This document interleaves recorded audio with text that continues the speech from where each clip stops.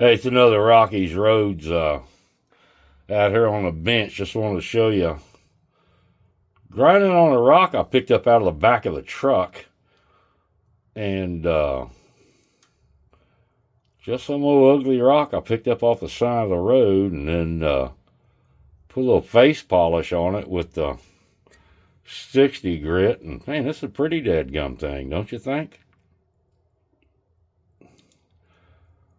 Awfully soft, so it's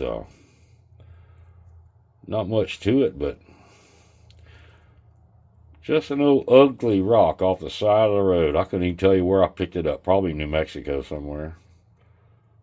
Either that or Wyoming, but not bad. I have to cut it up when I get a saw and do something with it. But